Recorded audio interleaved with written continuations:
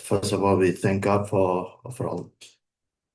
First of all, we thank Allah for the opportunity for us to sit here and inshallah learning about His Deen, learning about Islam, which inshallah will benefit us in our life. And we also ask Allah to send salam and salutation to our Prophet Muhammad sallallahu alaihi wasallam, to his family, and to all of his companions. Today, I'm honored to share with you about Sharia, about the divinely revealed law. So hopefully, this is something that you might have heard about Sharia before, or you might have even heard about misinterpretation about Sharia, about what people believe what is Sharia is, and especially in the light of what's going on in the world today. A lot of people are just probably recently in the news, or they want to do this Sharia. I don't like this Sharia. I want to do this Sharia. What is actually Sharia is all about? So hopefully we can learn some of this. We can see we can actually uncover some of the actual truth about Sharia, and as well as probably we're gonna talk about a little bit of misconception about Sharia as well. I think this probably is really important to understand that as well. So then, inshallah, by after this event, after this class, you should be able to tell, oh, no one understands why it's not allowed, why alcohol is not allowed, why there's a modesty is very important in Islam, why all of this, right? So this understand as well. And also one of the misconception is about Sharia is all about punishment. It's about amputate your hands and lock people in jails and kill people for not believing and whatnot. So inshallah, we will talk about it today. So inshallah, we have about 1 hour and a bit to talk about. But today, I'm just gonna talk about what the course of actions that we're gonna have today. I have about one, two, three, four, five, six, seven sections of the slide. So just to give you an idea, so I'll put the slide in here so you know where we are right now.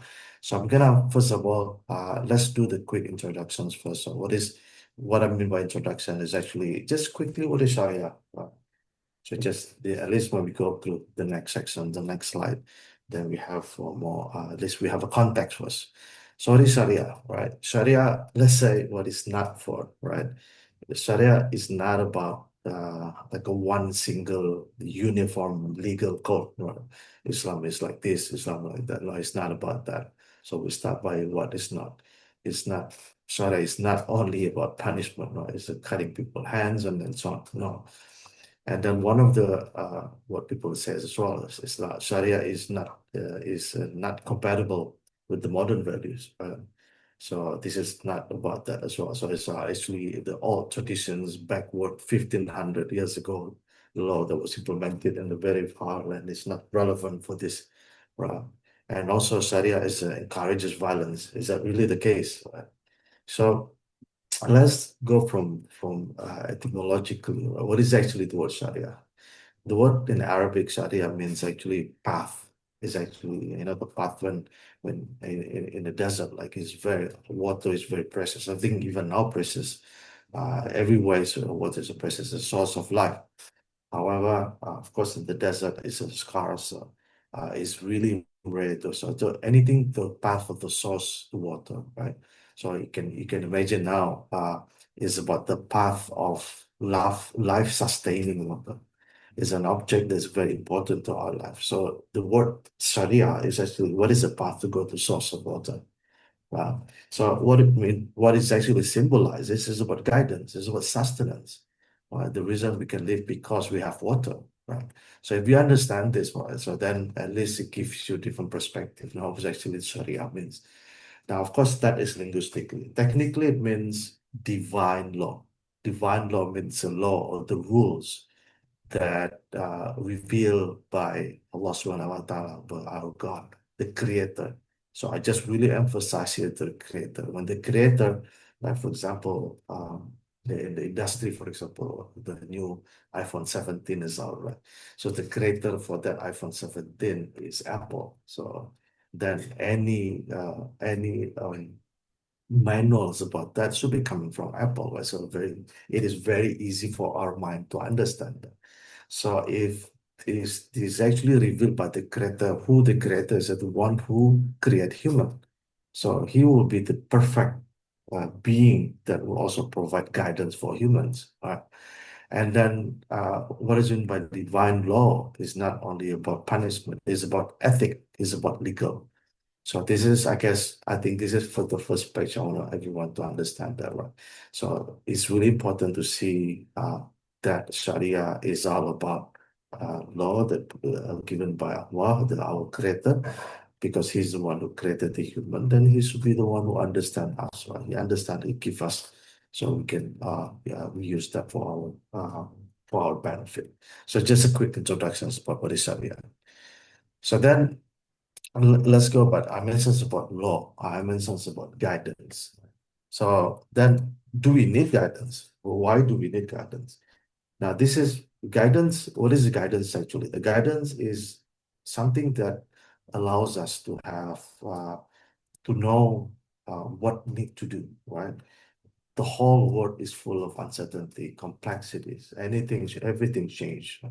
So guidance, if you see around us, right, guidance is about help us to make informed decisions, right? To avoid problem, to actually have a purpose.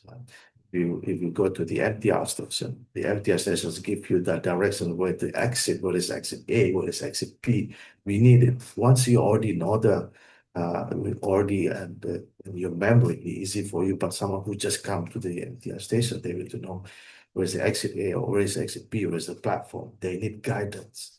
Right? You can see that there's always need guidance, a human everywhere. If you first come to school, for example, you need to know where's the classroom. If you start your career, for example, you need to know where's the building, how to get to that building, which bus you need to take. Every single thing is in your life, you need guidance. Right? So that is why having a Sharia is not something it's not something strange. It is something that we actually have in our day-to-day experience, right? Everything we need guidance. So it is part of our life. So we need guidance because life is a part of life. Life gives us choices, complex choices, how to get from point A to point B. Right?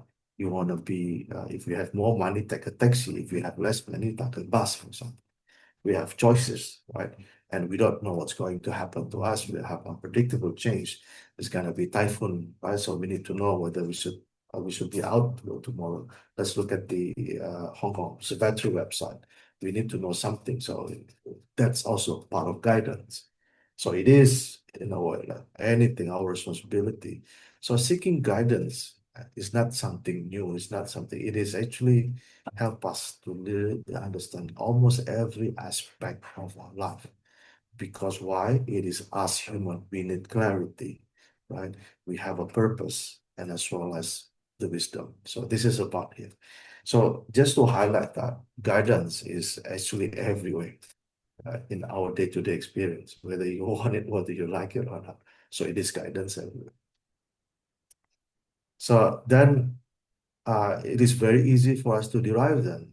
Our creator, Allah subhanahu wa ta'ala, the one who knows us, the one who created us, he also provides us guidance. It is not a stretch for us to think about that. Also, God wants. Why? Because he wants us to understand all the important aspects of our lives. So that is the guidance. So that's why guidance is not something, it's not something alien to us. And how about rules? Why we need rules? Rules is because we need everything in order. We need to protect the rights, right? Cannot steal, you cannot do this, you have to stop on the red light because then you give us a chance people to walk. So people have right to use the street, for example, right? You can have speed limit 80 kilometers an hour. Why? Because it will not harm other people. It's all about rules, right? And the rules is about protecting our rights as well and give us what is the right actions to do. Why? Is to have a just and harmonious society. So rules, again, the same as like guidance. Rules are everywhere in our day-to-day lives. And again, can you imagine like, I believe some of you probably like football.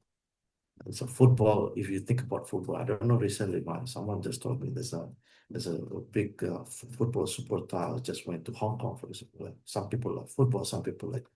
Imagine football without rules. Imagine each team can come up with any number of players, any kind of costume or a jersey they can wear, right? It's gonna be chaotic. It's not gonna be fun to, it's gonna be fun to watch anymore. So imagine that, uh, uh, imagine even if you look at from a nature, for example, imagine graffiti. Graffiti, if you know, if you learn your physics from your high school, for example, the graffiti of is about 10 meter per square, 10 meter per square second, for example.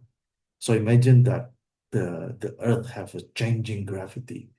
Today is 2, tomorrow is 15, right? There's no law, there's no rule for that. Then there's no aircraft. Aircraft cannot take off because today the gravity is now only 2, only a fifth of then the aircraft will just probably shoot off and get a cross accident, right? Or probably heavier today than the aircraft will not be able to take off, for example, from the airline. So this is matter how much fuel you need to put in here is really based on of the nature, the law of nature. So all of this is around nature. If you look at everywhere, even God created nature, which is actually the nature of the world, is all rules. And again, I use the simple term in here as our creator who knows us, who create us, who give us the ability to think from nothing, right? So he's the one who give us rules. He's the one who should give us the rule.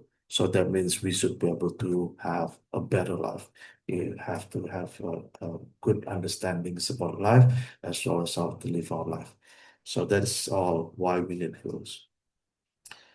Now, so we kick 2 topics out of the way. So we know now Sharia is about guidance. Sharia is about law, right? It's about rules. And then these guidance and law, they're not strange to us. We experience it day to day, right? So let's talk about what is Islamic guidance and law then. So once we understand that guidance and rules, they are something that is embedded to our life anyway. So, and again, I remind you what is Sharia again. Sharia is about divinely revealed guidance or law. And it is derived from the Quran, right? From the Quran, from Al Quran, because it is revealed from God. And of course, the implementation of the Quran, the hikmah, right? So Allah revealed, for example, Allah revealed Quran and the Sunnah. Sunnah means the wisdom, how the Quran being implemented to our Prophet Muhammad sallallahu alaihi wasallam. So it is, so for us, when we say Sharia, it has to be based from the Quran and the Sunnah. And Sharia is actually providing a framework for us. So what is the framework for us? So it's a framework for us for personal conduct, right? Personal, when we worship Allah, it is part of our conduct. Personal conduct is we do to Allah, like our prayer, our fasting, like charity. It involves other people as well, but it is about us, how we manage our money based on what Allah wants us to do. So it's about morality, how what we can do, what we cannot do, what halal, what haram. These are all personal conduct. That is part of Sharia. Sharia also talks about social interaction. Right? What is the family laws? What the father should be? How the mother? What is the marriage? How to do the inheritance and so on and so forth. So this is really aspect. So if we look at if we want to compare between Sharia and the Western law, it is not apple to apple. As Western law is just one small aspect of life, but Sharia is more than that. Right? We talk about society. Sharia also talk about economic as well. How you prevent riba or usury, how to do the trade, how to do your contract, what is allowed for you to do trading, what is not allowed for us to. What is riba, for example? Is it allowed to sell alcohol and so on and so forth? It's all managed within the economic part. Not only that, also from criminal point of view, right? What is the punishment for that? What is about adultery? What is about harming other people? So it's also part of the follow Sharia. And also, one of the aspects is about governance, how to become a good leader. So how do you work in society, how you work in organizations, how you lead people, how to bring a betterment for this world, right? How you resolve problems among yourself. So all of this is part of the law, so part of the Sharia. So Sharia is not is well, like I said, it's many aspects of our life. It is our personal conduct, it's our social interactions, our economic, criminal, as well as the governance and justice. So this is about Sharia. Then, so Sharia, it is a comprehensive guide, right? It's about our ethical as well as our legal behavior. But what is the purpose of this? We can go to detail, but the whole idea is about achieving justice, welfare, as well as harmony in society. But at the same time, because we're following Allah's order, is following the command of Allah. So when we implement this, even to the impact to humanity, to us, but also is our establishing our connectivity, our connections to Allah Almighty God is the one who created this. So when He created, so when you Allah create, this is the rules. Sorry, this option. All right, so that is the Sharia. Okay, now let's talk about, so we understand why we need guidance, why we need rule. So I give you about what is Sharia. Sharia is also all five aspects of life that we have. Now let's go into some of the details about Sharia. So in this slide, so I'm gonna talk about five different things about Sharia. We're gonna talk about, first of all, the purpose, and then how do you get the source, right? What is the source of Sharia? And what is the scope of Sharia? And as well as Sharia is not only about God revelation, but also human interpretations of Sharia. And then lastly, the fifth one is about when it because it leads us to our action. So how we categorize our actions. So this is the five key features. I call it features or aspects or points about Sharia. So let's go with the purpose of Sharia. What is the first purpose of Sharia? The purpose of Sharia is, number one, is about life, right? So it's the preserving life. It's about protections of life. And then also protections about intellect. So you will know later on why you need to protect intellect. Intellect is a faculty that Allah give us. So enable for us to do reason. It's able for us to do learning. So it preserves this learning. So any activity that make our intellect nurtures, for example, studying, like what we're doing right now, it is something the purpose of Sharia for us to nurture our intellect capability. What we don't want to do is to disrupt the intellect or is to actually do a severe, sever the intellect. For example, like if people consume alcohol, they don't have a proper way of thinking. Their mind is can be corrupted. That's why it's not allowed in Islam. Anything that altering the intellect. Faith is about establishing connections to Allah. What it means is faith. We need to preserve faith. We need to make sure that people are able to pray. We have to make sure that people can establish their connections to Allah. Right? Anything is more about spirituality. So, if anything that disrupts our spirituality, we need to stop that. So, is to preserve the faith, to make the faith grow. Anything that is opposite to that, it is Sharia. Actually, the will not allow us to do. Property, right? So, property is about, for example, how you manage your property. That's why riba is not allowed. The money does not belong to you. Money is the amana, is the trust that Allah gives you. So how do you gain money? How do you earn money? How do you spend money? Right? Why is it? It's not allowed to steal other property, right? So it is actually part of Sharia to protect your property, to protect other people's property, right? You use it properly. Uh, Having money to get money is called riba. It's not allowed in Islam. Money should become from the margin between the exchange of money and products or service. The money cannot produce money, right? So it has to be based on goods or service. So this is managed also allow or sorry to provide it through Sharia. Inheritance also part of that as well. And lastly is about family. Family. It's about protections of family. It's about um, making sure the family properly understands about marriage, how to get into this marriage, and so on and so forth. So I'm gonna go to some of the details, but I think this is also important. The purpose of Sharia, Maqasid al-Sharia, there are five. Number one is life. Let's start with life. Uh, in this life, in Surah Al-Ma'idah, Allah mentioned that if anyone kills a person, as if he kills all mankind. And this Islam really strictly forbids murder and even considered this is one of the immortal sins, one of the grave sins is to actually kill. So as if you kill someone, you kill the whole humanity, right? So not only that, Sharia also allows you to protect yourself. If someone wants to kill you, wants someone to harm you, you're allowed to do. Even in the Sharia, if someone died protecting their family, as if they might die as a martyr. They're protecting their family, they're protecting their property. So Islam, through Sharia, is about protecting life, not protecting the not property, protecting the lives. So also Islam, Sharia encourage people to save life. If you see people drown, you can come and help them. You see people so poor. So what happened now in our brothers and sisters in Gaza, for example, like anything that we can do to help them, well, it is encouraged for us to at least the minimum we can give is make dua for Allah to give them strength, to give them power.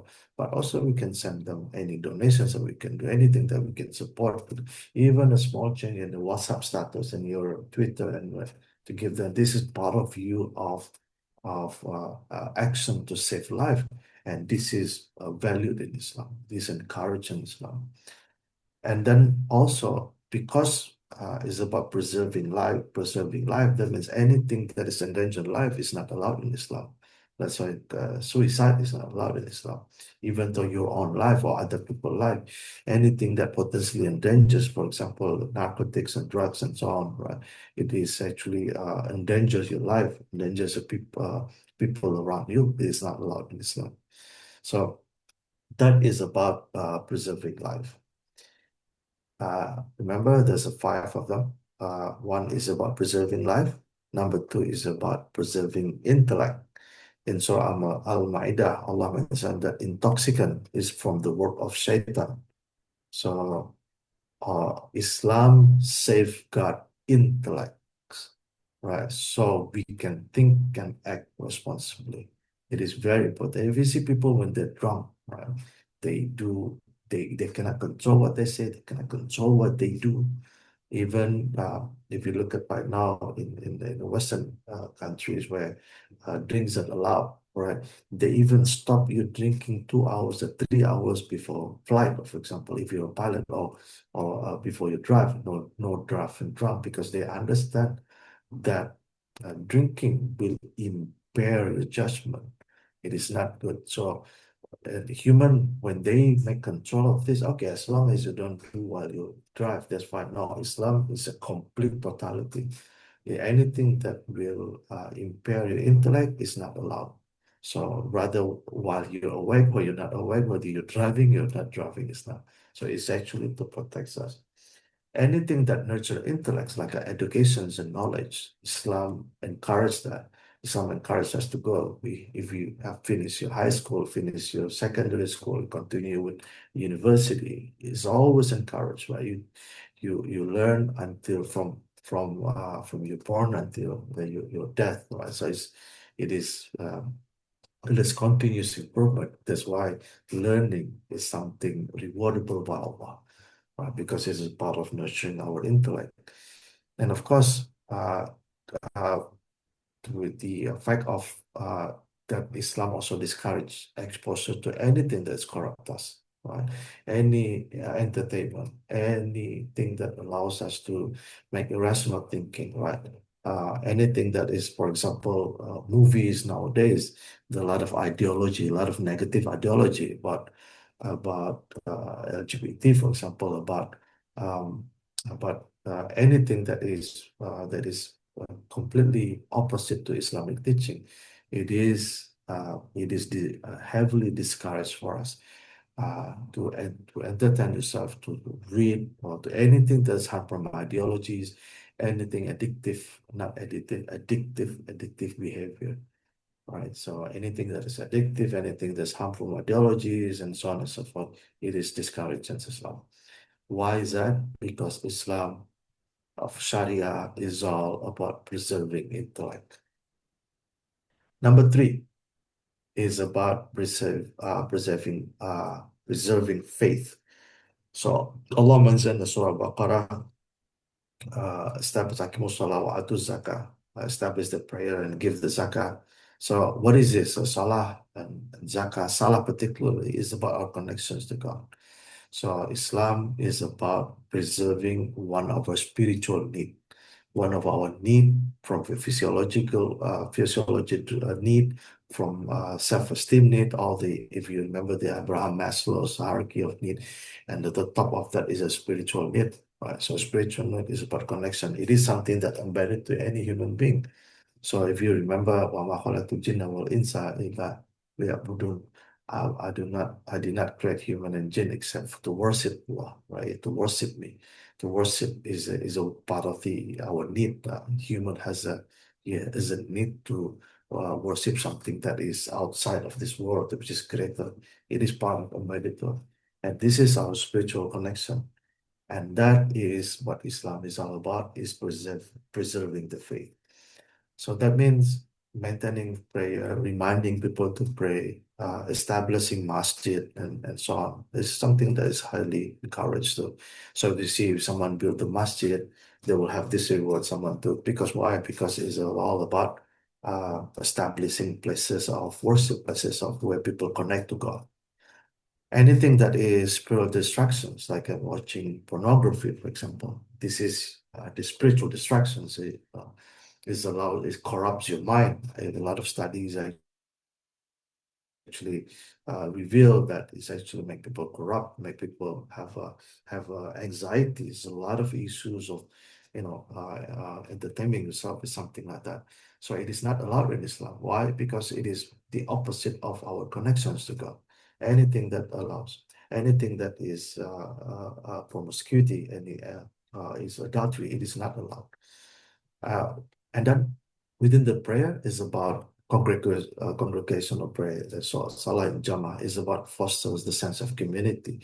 So establishing connections to God is not only individual, but it's also community, right? People have community of football lovers, for example. People have community of the Volkswagen lover, for example, or the Mini Cooper lover as well.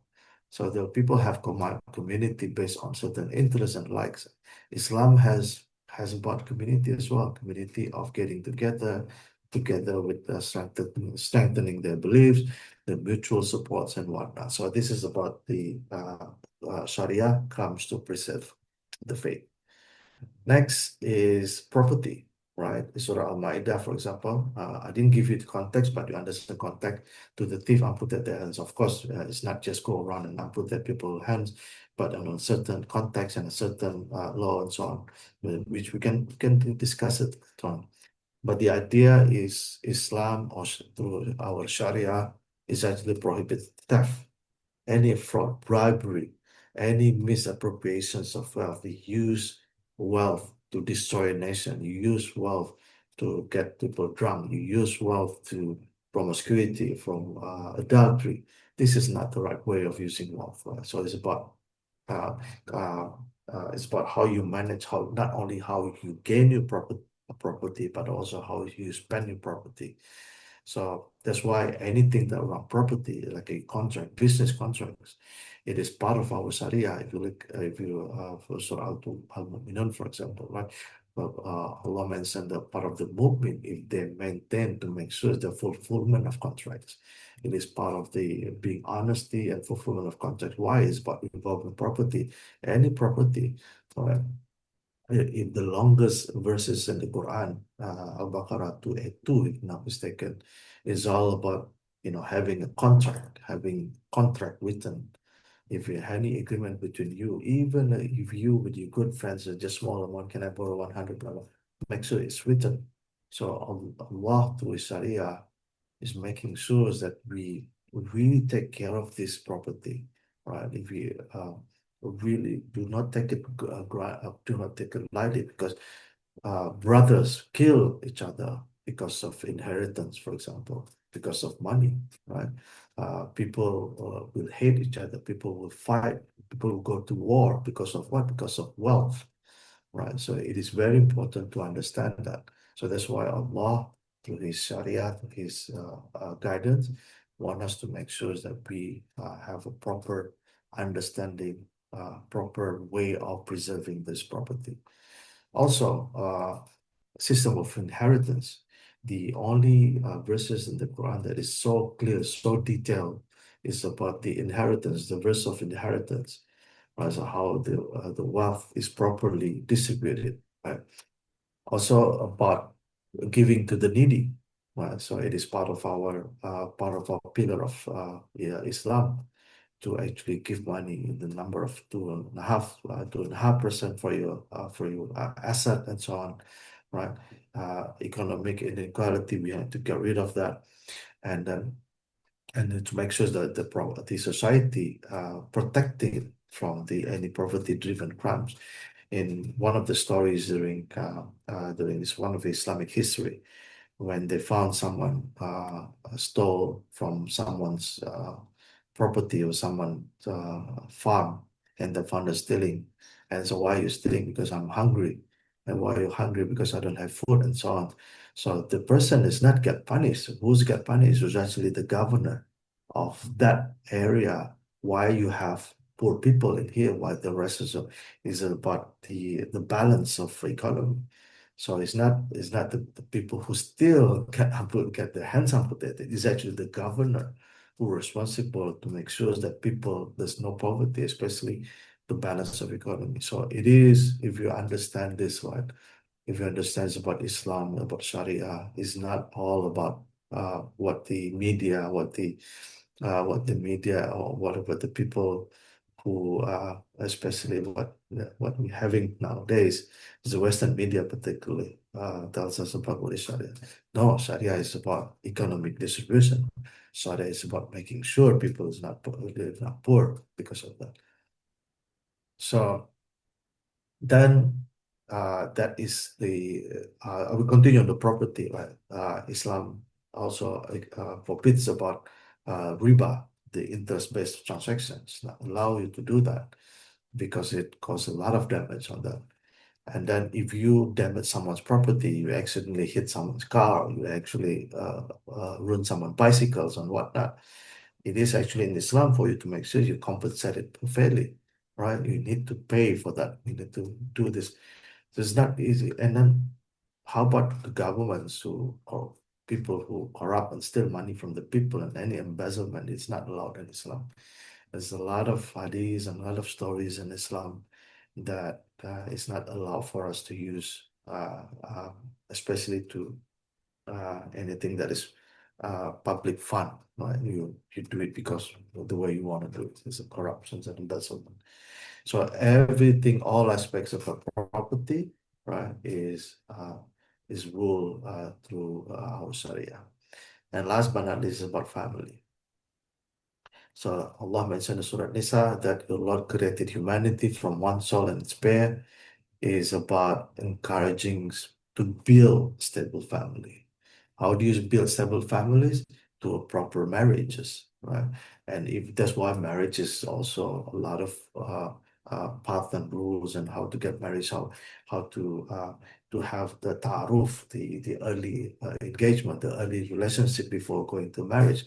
It is actually ruled by Islam. It's actually we have rules on how to get married, how to know each other between the man and the woman, how to start a family, right?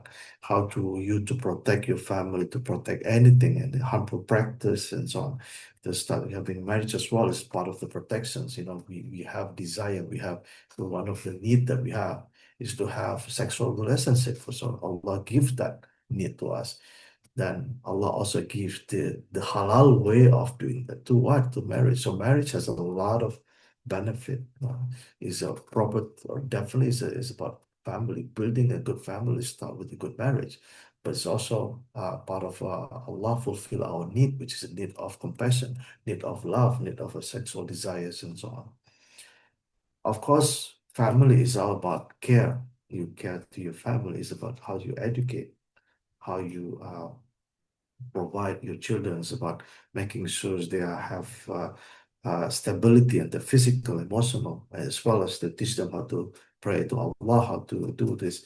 It is about building the next community who are close to Allah. It is part of the Sharia. Sharia also about making sure the right of the children, right? Even at the early stage, give name to your child, give the right name because the name is like the dua, right? So at the early stage, the early stage, Islam talks about, having to give your children the right name, give them financial support, also talk about inheritance, protect them from harm and neglect, and so on. And of course, Islam from the Sharia is prohibits us to anything to harm the family stability, right? Cutting off family ties is not allowed in Islam, right? So it's about the family. The stronger the family, the stronger between the relationship between family, the stronger the community. That is the aim of Sharia, right? Sharia is not about cutting hands. Sharia is all about preserving the family, make them grow, make them respect each other, make them use the wealth properly, and so on. All right, so these are the five. We have five aspects, right? Number one is what the purpose of Sharia. There are five purposes of Sharia, which is to protect, to preserve the life, to preserve the wealth, to preserve the intellect, and so on. Now we go to the second aspect of our feature today, which is about the source. What is the source of Sharia? The source of Sharia comes into two, which is the primary, the Quran, and the wisdom of the Quran, which is the Sunnah, which is the acts and the saying of the Prophet Muhammad sallallahu alaihi wasallam. And secondary, there's a secondary to that. There is a consensus of the scholar. There is analogical reasoning, of course, by qualified scholars as well, and as well as ijtihad, which is independent reasoning, of course, also by qualified scholar. So what is the Sharia? You understand the Sharia is about governance and law. It's revealed by Allah. What is the Sharia? Is the five aspects of Sharia. Sharia is about also about preserving. There's the five aspects preserving. Now Sharia, the source comes from two, which is the Quran and Sunnah, as well as the Ijma, Qiyas, and Ijtihad. So just quick example on Ijma, right? For example, the compilations of the Quran, for example, the compilation of the Quran into a single book during the time of the Caliph of Abu Bakr. At the time, uh, people who memorize Quran, most of the companions, they die in the battle. So then they just realize it's more and more people get killed. Then what happened to the preservation of the Quran? So we need to preserve this, right? But at the time, there's no single book that have all the Quran. So Umar bin Khattab realized that. So talked to the Caliph of Abu Bakr, how do we do that? And so they all decided to make a decision. Okay, let's compile that, and later on during the Uthman, they want to standardize. Even though there was no explicitly directed in the Quran, the Sunnah, you have to compile. There's no. But again, Abu Bakr and Umar bin Khattab, Rasulullah mentioned that the other two people follow my Sunnah and follow their Sunnah. So whatever they're thinking is part of something that our Prophet is already give them the ability, give them the power, if you will, right? So So then they decided rather than, so they used that by the consensus of the companions. So for the companions here, they're actually scholars. No one actually more scholars than them. The reason why sometimes the Quran was revealed, they part of the Quran, they hear the Quran when they were first revealed. And sometimes what their actions or whatever they ask of our Prophet, Allah revealed the Quran because they ask these questions of the Prophet. So they actually live the Quran. So they're more than scholars. Because of that, they have consensus. Let's do this. Let's preserve that because it is part of the Allah mentioned Inna nahnu nazzalna Quran wa innahu lahafizun. Allah actually preserved the Quran, but through who? Yeah, through people, through the Prophet, and as well through the companions. They understand that. So it actually shows us the flexibility, the adaptability of Sharia. So it gives us the main rule, it gives us the context, and the Prophet gives us an example. So all of this combined, then the of course then the companion they decide, okay, let's do this and create the Quran, even though not explicitly mentioned. Right. And then who actually led the preservation of the Quran is someone by the name of Zaid bin Thabit radiallahu. Who's Zaid bin Thabit is a Khatib Rasulullah, is the Khatib of Rasulullah, is the writer of Rasul. So Rasulullah asked him to write every time the Quran verses was revealed. And he asked Zaid, so writing is something is already there. Memorizing is something is already there. Preservation is something is already in the Quran. So just add all of this, and then they decided to create the Quran. So that meant it is still within the Sunnah. Analogical reasoning, for example, right? The prohibition of narcotics, right? So Quran explicitly mentioned the prohibition of khamar. Khamar is translated into intoxication. Some people translate it to alcohol, but alcohol is just a substance, but not necessarily. Not all alcohol is actually intoxicating. Some of them even deadly. Some of them is natural. So it's not directly correctly translated into alcohol, but it's probably khamar is a intoxicating effect. So then the scholars agree, they analogize that means the provision of a cover because of the intoxicating effect. Right? All right. So that what is the intoxicating effect of that is impair someone's judgment, is impair someone's mind and behavior. And they see narcotics actually produce similar effect. Because of that, narcotics or drugs, the use of drug is also forbidden. Why? Because of using that. So this is analogical reasoning. And again, it shows us the flexibility of the Sharia to address new issues that arise in different times and different culture. And that is the beauty of Sharia. Sharia gives you a framework, right? Allah, a revelation gives you the framework. And our Prophet gives us the way of extracting this framework and to be able for us to implement the different times on different culture. The scope of Sharia, right? So we talk about the second feature, which is the first feature is the purpose. The second feature is the source. Now the third feature is the source. So what is the source of the Sharia? Sharia is not only law from the Western legal sense, right? Sharia is about theology, it's about ethics, it's about ritual, it's about social conduct, as we understand before. So this is the scope of Sharia, right? The scope of Sharia, theology, ethics, rituals, and social conduct. So not only about law as in the Western legal sense. That is the third feature. The fourth feature is Sharia requires human interpretation, right? Because human will the one who will implement that. That's why in Islam we have what we call as Islamic jurisprudence. And Islamic jurisprudence is about how they extract the Quran and Sunnah to become jurisprudence. What is halal? What is haram? How we can do that? And of course, it can be different because of there are also contexts of cultural context, right? There's a region context to that as well. And definitely there's a jurisprudence have a school of thought. And in Islam, and currently now we recognize there are four school of thoughts right now. from the Imam Hanafi, Imam Shafi. We don't talk about these four Imams right now, but the idea is this is human interpretation, how Sharia comes about to become the Islamic jurisprudence, right? So Imam Shafi, Imam Maliki, and Hanbali. So there is human intervention to that. That means human contribution to that to understand how Sharia and how the jurisprudence come about. And I think number five, oh sorry, still the last one, which is the fifth feature, we talk about the categories of action. So what is categories of access? I provide a table, so it'll probably easier for us to do.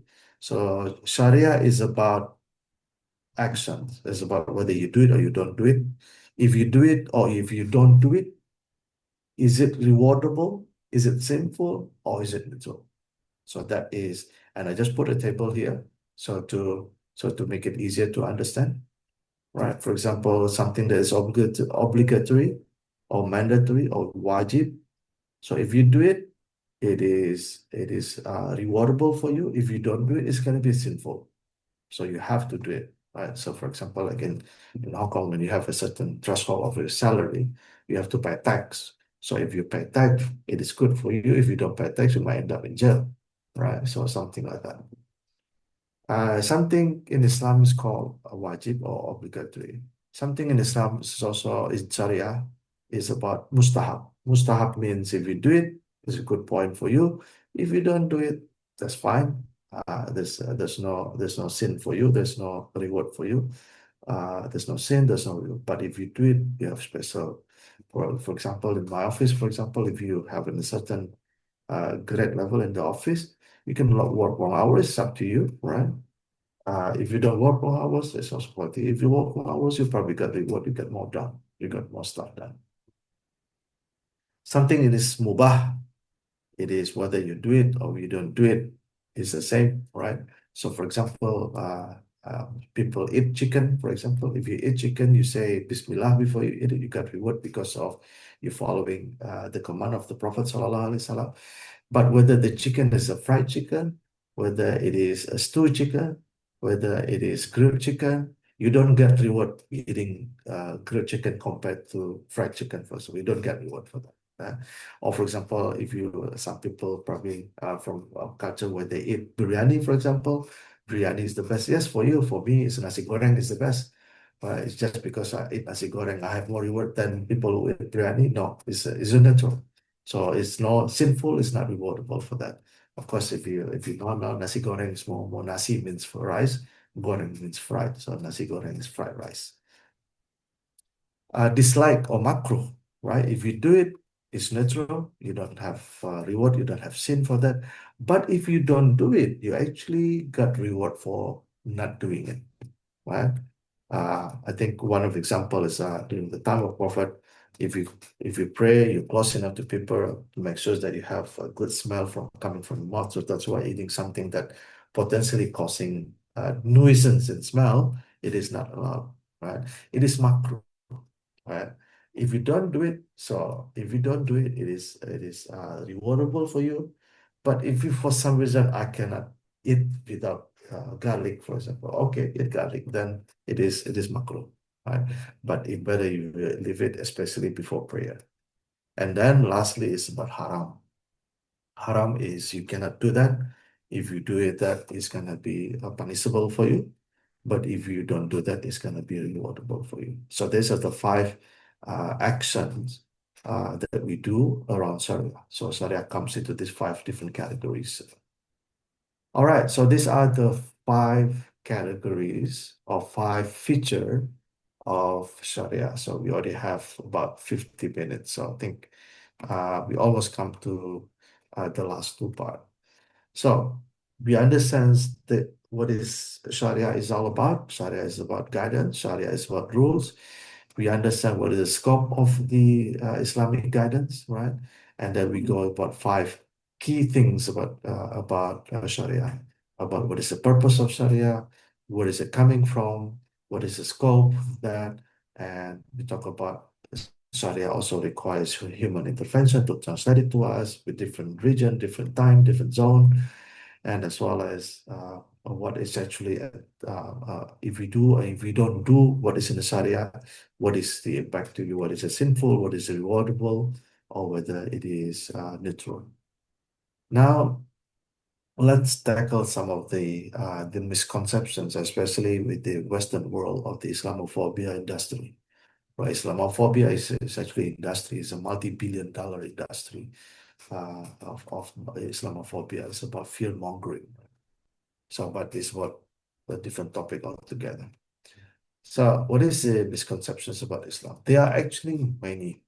Uh, Before, I think last night I just Googled it. Well, no, I don't know whether Google is the right word right now since the advance of AI and whatnot. So I just found what is the three top things about misconception about Sharia. Let's tackle these three. So hopefully, with better understandings about Sharia, we should be able to tackle most of these misconceptions. There are actually uh, there are a couple of, I think in this case I'm going to talk three. But what is the misconception normally comes from? Of course, misunderstanding, right? And people who don't understand, who don't learn completely about Islam, who just learn bits and pieces from here and there. They don't have a full picture. Of course, it's easy people to have a misconception because they don't understand completely. Media, the fear-mongering media, the one who's selling Islamophobia is the industry, the one who makes money of making people bad, right? So they're making money of this, right? The more they misinterpret Islam, the more money they make. It's a good business, right? So of course they're gonna do that. And lastly, lack of knowledge, right? So the lack of knowledge is also a jump to conclusion, right? So these are the main reason why people have misconception. But the number two is the one that's very difficult because it's about business.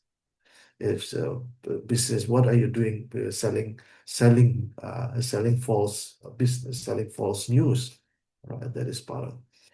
So in this part of the discussion, I want to talk about three things, right? So number one of the misconception, number one is about Sharia. Sharia being a single legal code. Sharia is a fixed, rigid, monolithic, right, system or uh, that is universally applied in the some way across all Muslim and majority societies are all the same. They all look the same. They're all this fixed. No, it's not the case. Sharia is actually a broad framework of principles and guidance. And again, what is again to preserve, right? And it's different from can differ significantly from different culture, right? For example, in Indonesia, for example, if you have if you want to show respect to people, you have to put certain names to them, right? But in other cultures, they don't need to do this, right?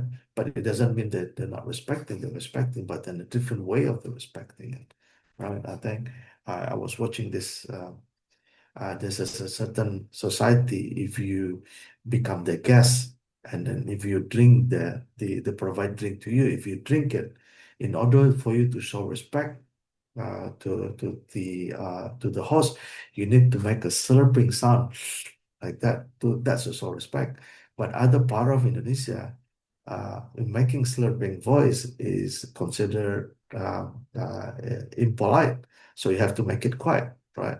So even the certain things, the idea is Islam is to show respect, but how you show respect is different by different cultures and contexts and so on, right?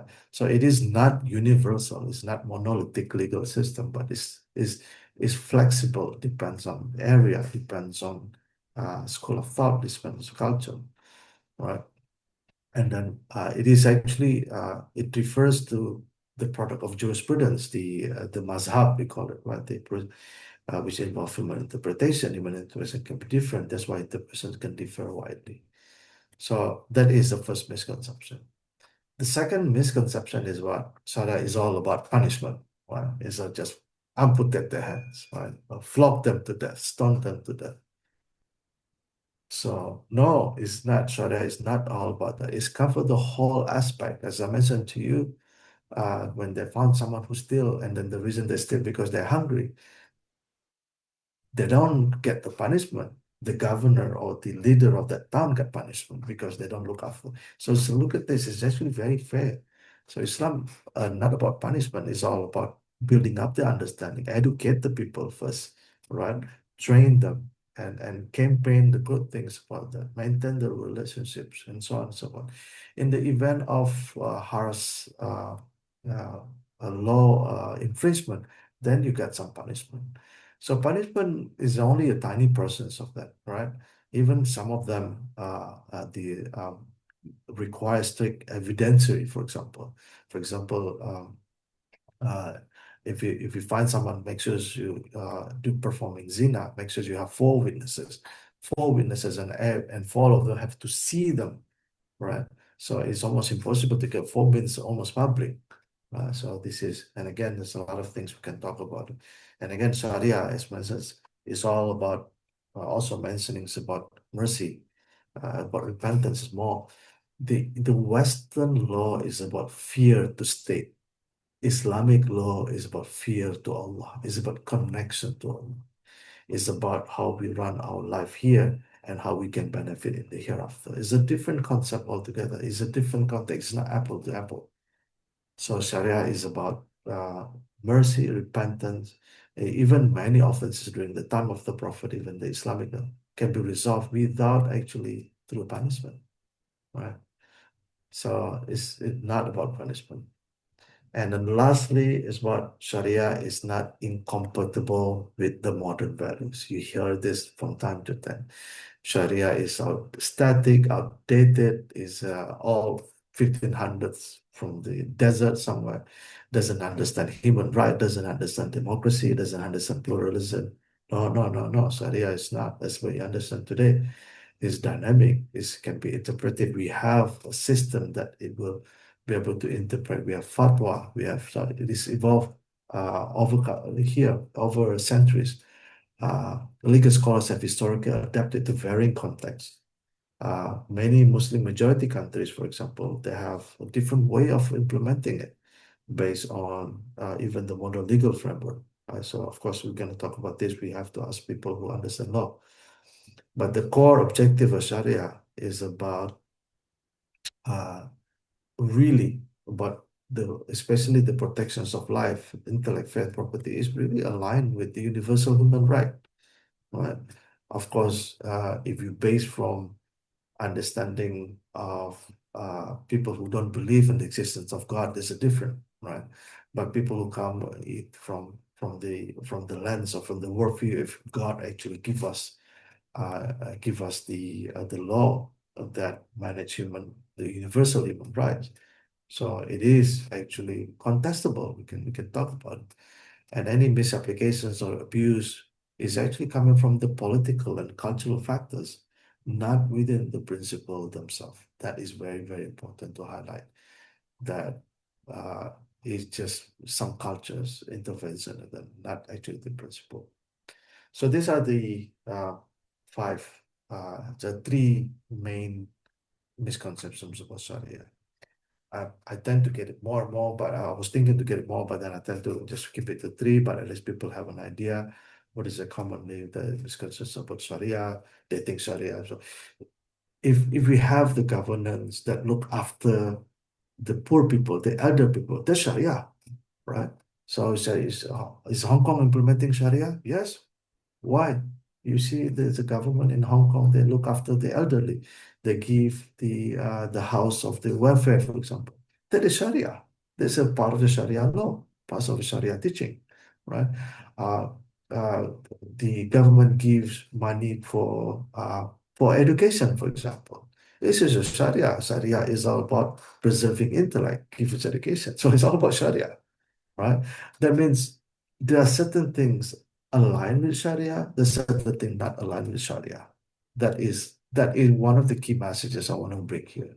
Sharia is coming from the one who created us, who understand us, just human who like to have, who actually live by making money, by making people bad, like to have that misconception of Sharia, right? So if someone asks you, you said, oh, you can make a joke with it. You know what? Hong Kong is actually implementing Sharia law. Oh, really? Yes. because they look after the elderly. They give money to in the welfare. It is part of Sharia law, no? So it is part of Sharia. So be proud of that. Be understand our Islam, understand our teaching of Islam. So that takes me to the last topic of today, which is about the summary, right? So then we are coming to the end of this. I just have one slide for this. What is a summary? Sharia is about guidance, is about law for human. Guidance and law and rule is something that we experience every day, right? So nothing new. And the good thing is about Sharia, it comes from the one who created us, who give us the ability to think, who knows us, who give us sustenance. So it's a perfect match. Sharia is not about set of rules. It's about holistic framework that promote justice, compassion, and balance, and safeguarding the essential aspects of human life, our wealth, our intellect, our property, right? Our connections to God, for example, right? And so on and so forth. So this is one of the key. I want to have that. And last but not least, if anyone around will talk about Sharia and so on, just be mindful, learn correctly, and learn it from the rightful sources. So I think with that, I can conclude my discussions about Sharia. Of course, I cannot do justice of explaining everything, but at least I capture the keywords in there. What about it? What is Sharia? What is the etymologically what it means? Sharia is about finding the path to the water, which is our sustenance, important for us. Sharia is about preserving life. Sharia is about preserving wealth, to make sure wealth is protected, to make sure the wealth is not being abused, and so on and so forth. So I guess that will wrap up um, my talk for today. So we can probably ask the sister or anyone to have a question. How are we gonna do that, sister? Thank you for the presentation today, Brother Ari. For anyone who has any questions, you can feel free to type in the chat box or open your mic and ask.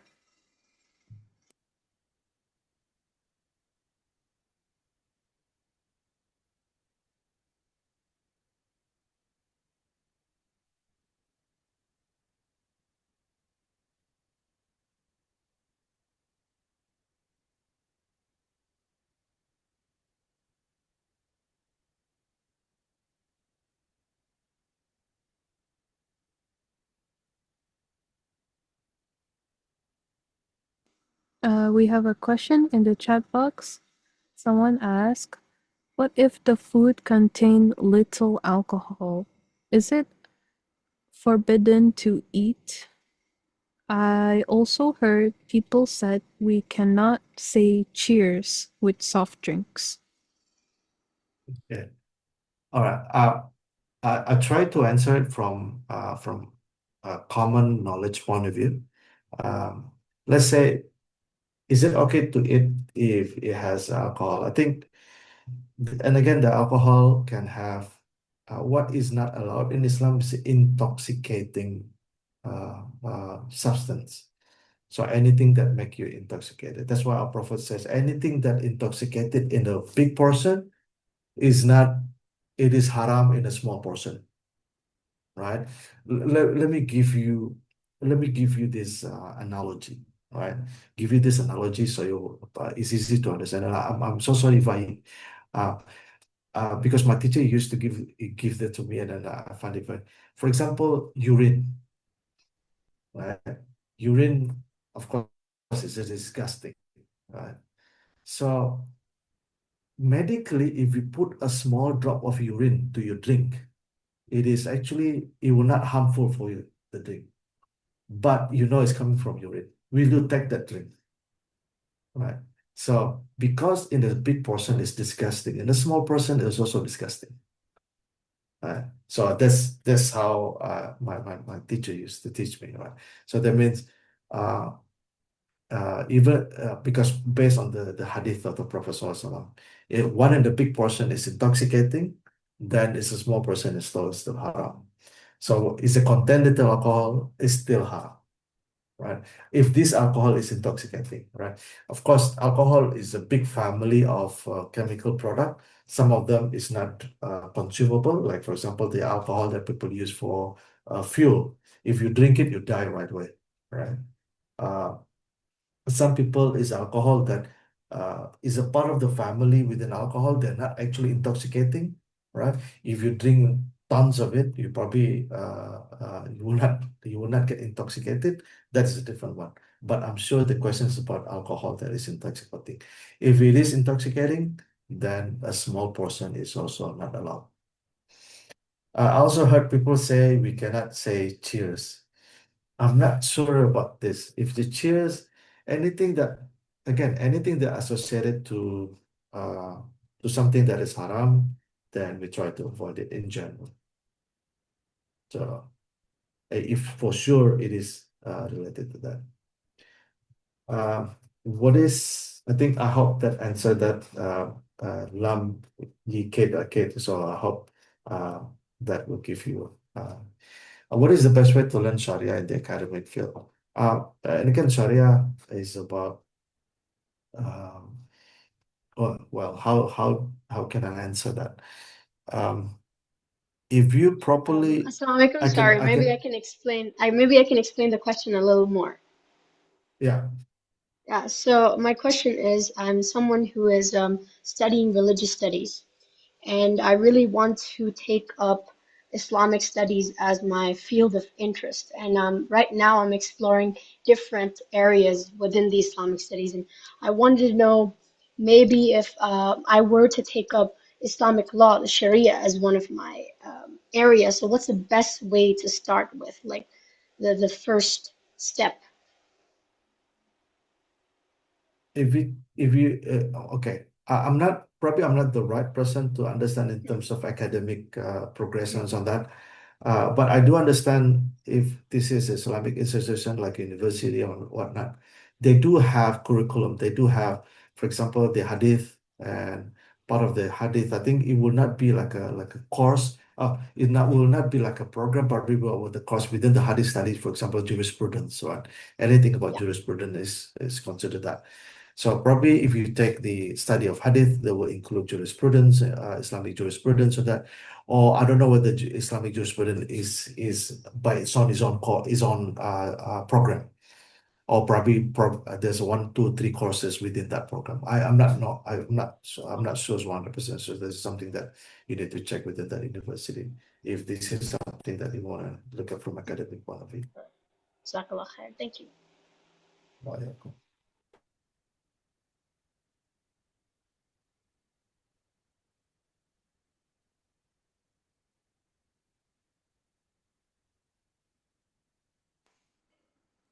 Anyone Anyone has any else? more questions?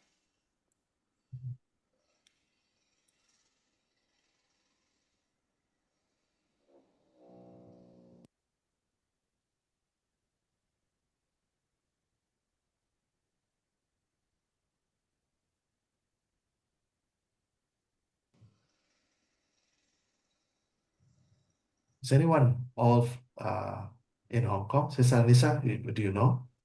Yes, most Oh, from are, Hong Kong. not all, Okay. but most are.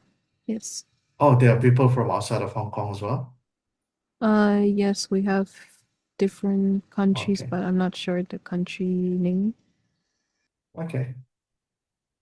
Yeah. It's a pity that we cannot do that face to face, because I like normally have a drawing board and quiz, Yes, so will we make the absorption rate higher. yes, we have one more question. Uh, Someone asked, how can we justify the relevance of Sharia law in the modern world? Yes, I'll we paste it in chat. okay. So I mentioned it just one of the okay. How can we justify the relevance of Sharia law in the modern world? As we discussed today, I think 2 points. Number one, uh, the Islam give us like a template, like a framework, but at the same time give us then how we can derive certain things. Like one of the examples today, um, that during the time of the Prophet, they say khamar is not allowed, for example. But then our Prophet also teach us we can do analogical reasoning. For example, why khamar or intoxicating is not allowed? Because it have uh, it impair our judgment. So any substance that impair our judgment can fall into that. So even though narcotics or drugs not was not there at the time of the Prophet, they can use the framework and the methodology to say, oh, narcotics or drug can also be haram. I give you another example. At the time of the Prophet, there's no cigarette, so no one smoked cigarette, right? Um, and then people start smoking, right? That's a new, I think, in the time of 700 or 100 after the demise.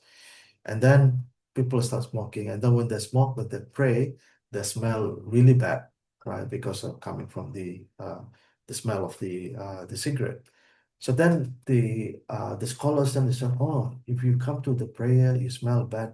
It is like linked to the hadith of Prophet Sallallahu Alaihi Wasallam where when you eat garlic, it smells bad. And it is actually called makruh. Okay, then smoking become makruh. Because that way, the understanding of that is just about the smell, right? So that's why, oh, you cannot do that because it's makruh. Makruh means it's disliked. It is not sinful, but you better avoid it. But then the human technology is understanding is about medical and so on advanced. Now people realize smoking is truly harmful to your health. Because it is harmful to your health, one of the Shariah is about preserving life. Anything that is contradictory of preserving life should be haram. So that's why anything that do be harmful to yourself become haram. Based on that, based on new knowledge of smoking actually cause harm. Now that we have a new understanding or new education or new medical science shows that smoking is harmful to you, and then Islamic teaching says you cannot do something harmful to you, then they have a fatwa smoking become haram, for example. So you can see there's a relevance to that. They see what Islam gives us is a framework and a methodology that to different time and different place, you can apply that to identify whether something can be, says, permissible or is non-permissible. I hope I answered that.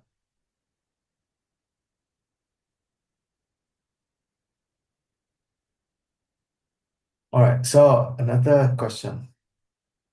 Living in the non-Arab countries, after getting married, the wife must carry the husband's surname. Is it sinful for a woman to carry husband's surname?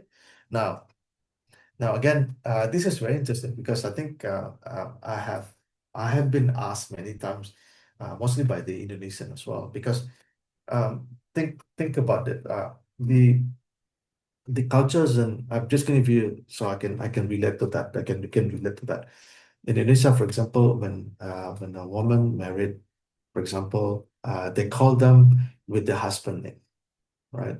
And what is that? Because it's a culture. The culture is, for example, my name is Arief, for example. Then people will address my wife as Bu Arief. Bu has a different meaning. Bu can be mother, that means my mother, but Bu can also means Mrs. So that means my wife. Right, so it's a different context altogether. But means Bu is a respect, right? So even though it's associated to my name, is a respect. Now, and again, but they say, well, it's not your mother. No, it's not. But why can we? It's just identification. There's nothing else. It's not, I don't think it's violating any law. It's just part of the respect, part of the, for example, part of the administration. So if you live together already, if you live together as a family, they want to have to identify that. So they put my name, my wife's name, for example, Media, they put Media Arief as a part of the identification, as part of the populations, administrations of one. So it's nothing, and the purpose of that is just the cultures and, like I said before, is a cultural interpretation and a political interpretation, right? So I don't think it's sinful for that. It doesn't mean to do anything at all. It does not mean like the wife belongs to the husband. It's not the intention of that. To use the surname.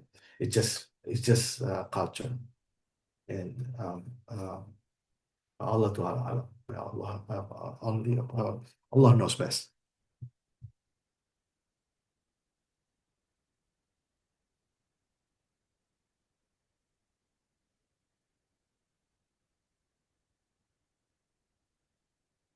Yeah, I hope I answered that question as well.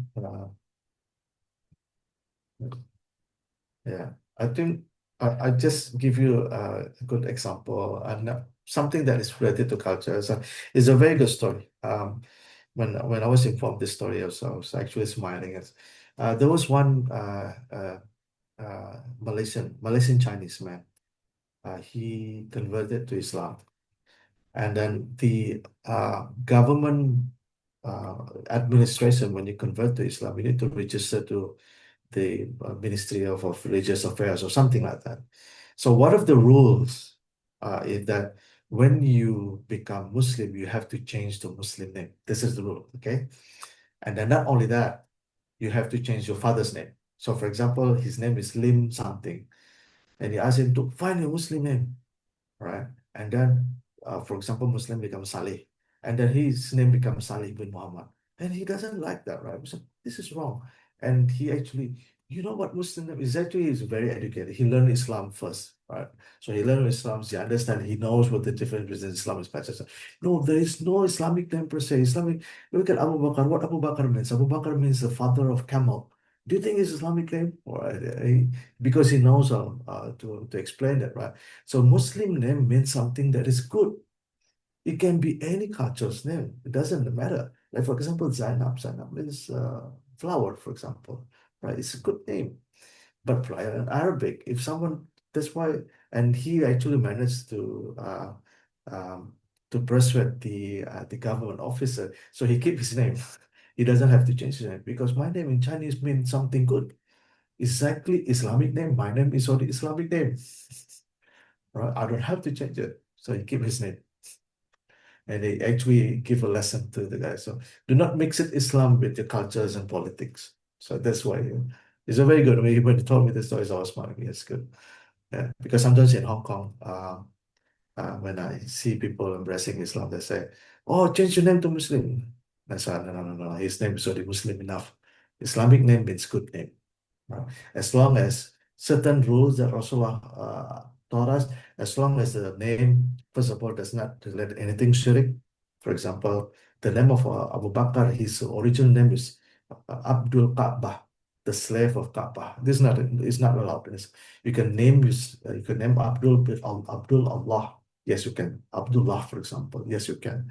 Abdul Salam, yes, but not to object. Right? So this is certain things that Rasulullah does not allow us to have name, but other names should be okay. Right? So yeah, Khalid, for example, Khalid bin Walid. Khalid, when he embraced Islam, he doesn't change the name, but Khalid, what is it Khalid? Khalid means something forever, right? It's not a bad name, right? So yes, I guess this, I think, hope you have better understanding that sometimes politicals and cultures influence, but it's not the core teaching of Islam.